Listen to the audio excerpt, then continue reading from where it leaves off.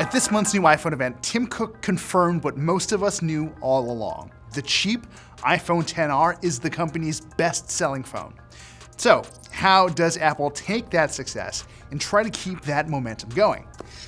Well, if you're Apple in this case, you cook up a few new colors, you add a camera, you make sure the new cheap model is as fast as the expensive ones, and you sell all that for a little bit less.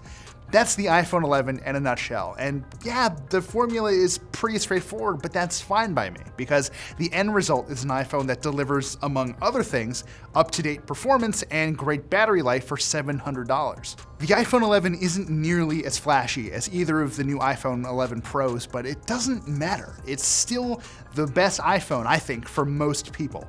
Let's take a closer look.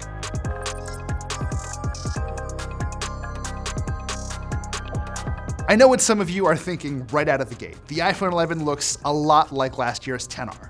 Well, yeah, you're right. The 11's frame is still made out of aluminum instead of steel, and the 6.1-inch Liqui Retina display up front, that's essentially the same screen we got a year ago. And I know that might rub some of you the wrong way, since it technically does run at a sub 1080p resolution, and the nature of LCD screens means the phone has to have some notable bezels around it.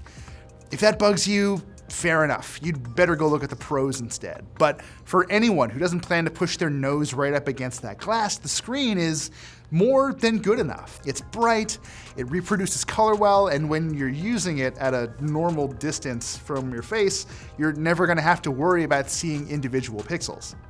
Oh, and since this screen is bigger than the iPhone 11 Pros and smaller than the Pro Maxes, it sits in that Goldilocks zone of readability and ease of use. This is the right-sized iPhone for me, and if Apple's sales are any indication, it's right for a lot of other people too.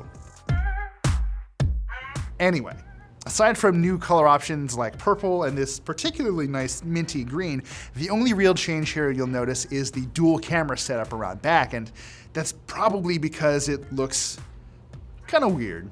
I can't not see a bug-eyed baby alien with a pacifier when I look at this thing.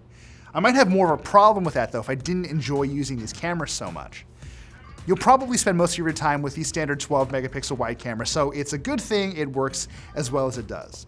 Apple says the sensor is absolutely covered in focus pixels, which kind of explains why it locks onto subjects so quickly, and the on-by-default Smart HDR gives your photos some slightly punchier colors and some sharpened details.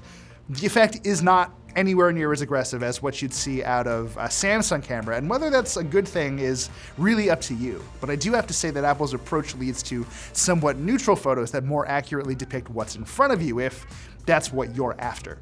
This main camera also packs optical image stabilization and a wide f1.8 aperture, so it's a pretty solid performer in low light too. If you're really planning to go nuts shooting inside bars or in the wee hours of the night, you should probably rely on Apple's new night mode, which kicks in automatically when it's dark out. When you're shooting with the 11 in your hands, it'll usually capture 3 to 5 second exposures, although that can reach up to 30 seconds if the phone is particularly still, and the results are pretty good. They're not quite as vivid as what you'd get from a Pixel 3, but then again, they also don't look like the camera tried to turn a night photo into a daytime shot. Samsung's cameras are especially guilty of that, and Apple's more measured approach here seems like the better way to go. And then there's that new ultra-wide camera.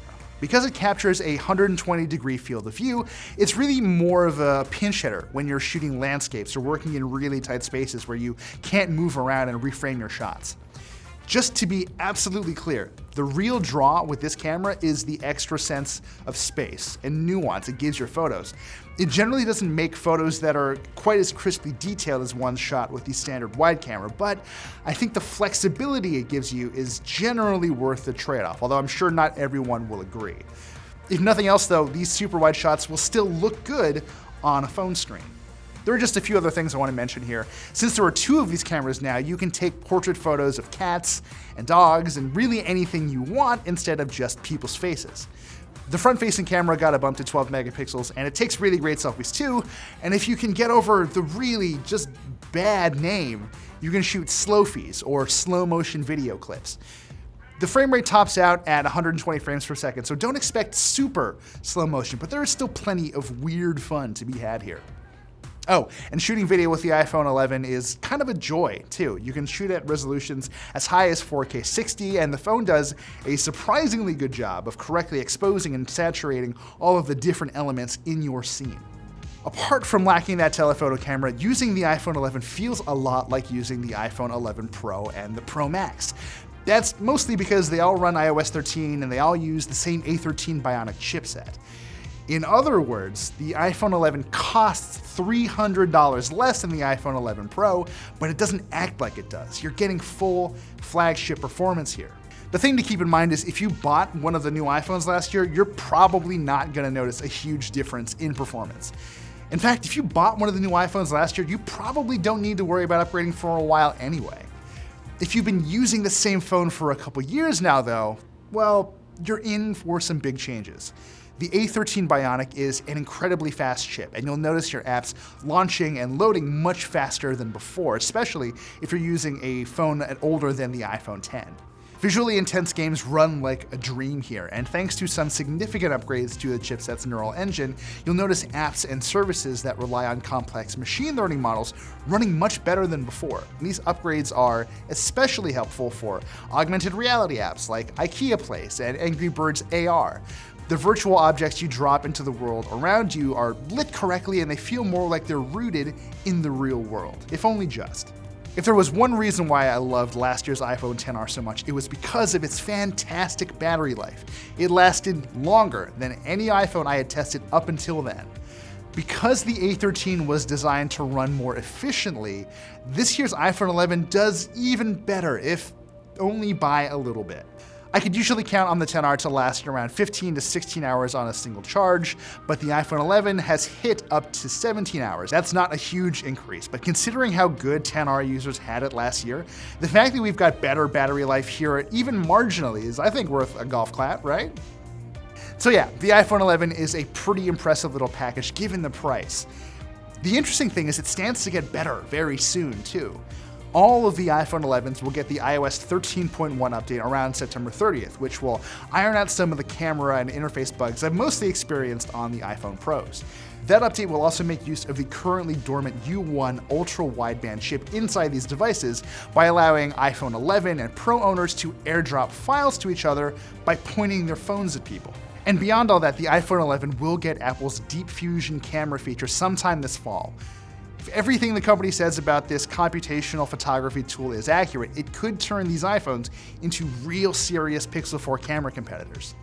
At the end of it all, it's hard not to like the iPhone 11. It takes almost everything that makes the iPhone 11 Pro and Pro Max special and squeezes it down into a package that more people get to benefit from. It's probably not worth buying if you have an iPhone XR or a XS, but for everyone else, it's the easiest way to get a taste of modern flagship iPhone performance without dropping $1,000. In fact, I might actually just go buy one of these for myself right now. This has been a really busy week. We've reviewed all of the new iPhones, so thank you for watching this one. Make sure you watch the other ones, and if you liked what we did, be sure to subscribe.